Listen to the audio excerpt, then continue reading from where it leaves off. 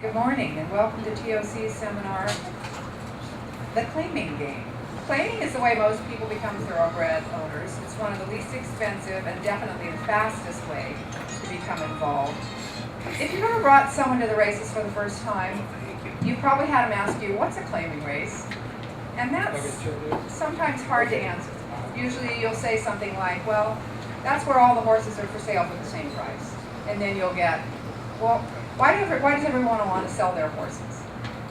Well, it is hard to explain, but when you think about it at a fundamental level, it's really an ingenious idea because it leaves the handicapping of the races up to the trainer, who's really the person who knows the horse best, knows what level they're going to fit at and be competitive at. It levels the playing field. So today we have Scott Cheney, who is a racing board steward. He's going to talk about the rules of the claiming game. In the middle we have trainer Doug O'Neill, who is perennially a leading trainer on the Southern California circuit, and who is perhaps famous for one of the most famous claims in history, Lava Man, and also owner Mark Burge. Mark claimed Informed for $25,000, who went on to become a multiple graded stakes winner. So Mark is going to discuss some of the risks and the benefits of claiming from an owner's perspective. From an owner's perspective, I like it. We got in the claiming game because we didn't have much money. So that was the original reason, and we were doing partnerships. And I equate it to a game of poker. You talk to your trainer and figure out which way you want to go with a horse. You go through it and you take a look. And I really put, unfortunately, all my faith in my training, which sometimes can be tough. That's really tough to a new owner, is to, a lot of us have success in other businesses, but to turn it over to the trainer and say, you know, I have to listen to you, can be tough because a lot of times you're taking a horse that you just bought for $32,000 and dropping it to 12. And so you're making moves all the time, but you have to equate it to the poker game and put full faith in your trainer. And this is my trainer, so you know. I drink a lot. No, I'm kidding. But it's full faith. But what I enjoy about it, I try to tell people when I get new owners into the game, it's got to be fun. You got to understand, you cannot run it like your business. You have to make it fun and go with that attitude. Because if you think you're going to go into this, I'm going to claim Lava Man and take a horse for what, 50 and make $5 million, it's a tough one. So I think you have to go in and make sure you understand what you get into, the reasons you're getting into it, making it fun. And the whole goal has to be the enjoyment, learning about it, going to see the horses in the morning. I've had several partners, and now I have a perfect group because they understand exactly our goal is to have fun, try to make some money, which can be fun. You know, that's a lot more fun when you win. But so many times you lose partners because they're thinking, oh, this is my business, I'm gonna make some money at this. No, make some fun. You know, enjoy it. It's expensive golf every once in a while. You know, it really is to understand when you have to lose a horse. You claim a horse for 50 and you know, Doug calls you up and the horse wins by 5 lengths and you get that call from Doug next morning, we need to lose this horse. And you really have to put it in a spot where it's competitive.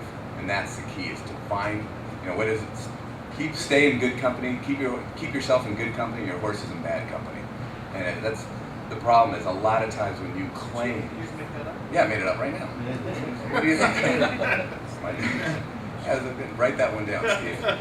And so I think the key is finding that spot, but listening to your trainer. And that, unfortunately, at times when you see your horse win by 5 and you just claim, you're like, yes, and find out that you have to lose him. And that's a great thing about Doug, is he'll ask you, what do you think?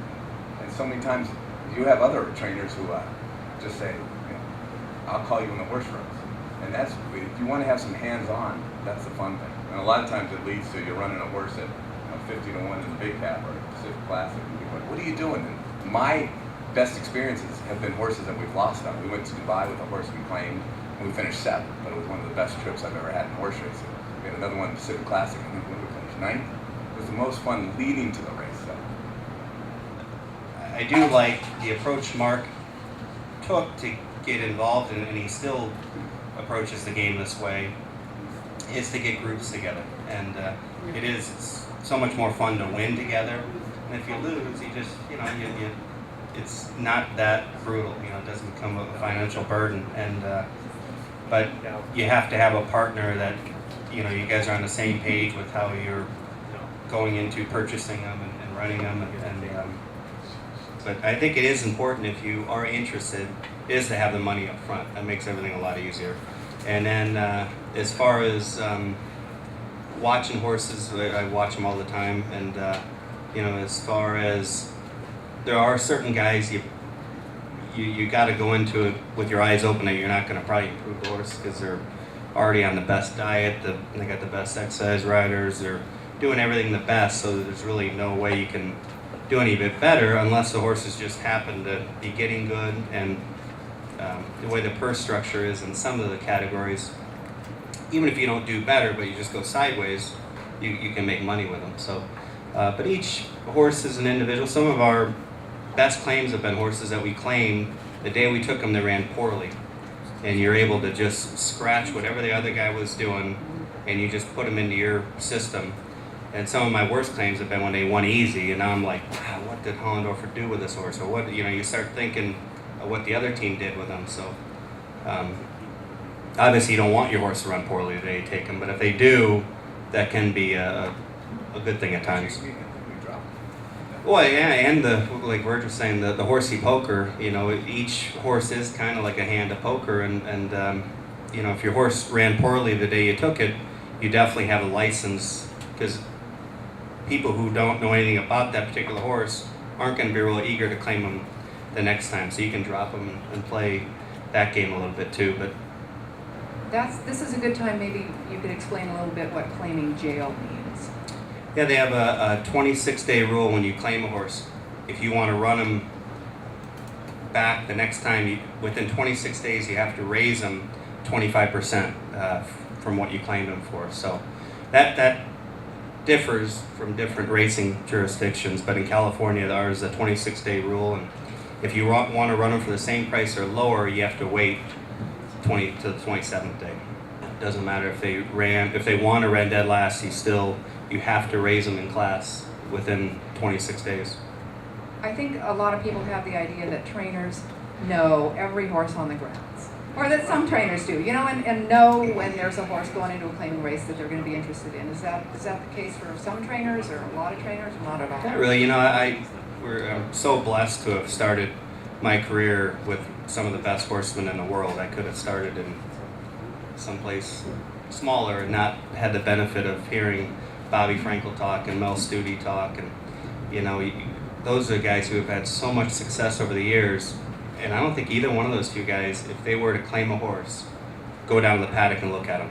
They claim strictly off the form, and you know, then you get some trainers, I won't name names, but who are down there religiously making notes, and they don't do any better. So you know, it's really, until you get them at your barn and you're going over them, they got to have the paper, they got to have the heart, they got to have the form, and they can look like superstars there in the paddock, but if they don't have the paper, their value might not be all that high. So let's say you found a horse you're going to claim, then what's your next step? You go to the racing office ahead of time. This is the owner. What is the owner? The owner, if he found a horse, he would call a trainer, and then you would get licensed. Actually, if you have never owned a horse, you'll have to go to the stewards, and you have to get an open claim, which your license is activated once your claim goes through and you get the horse.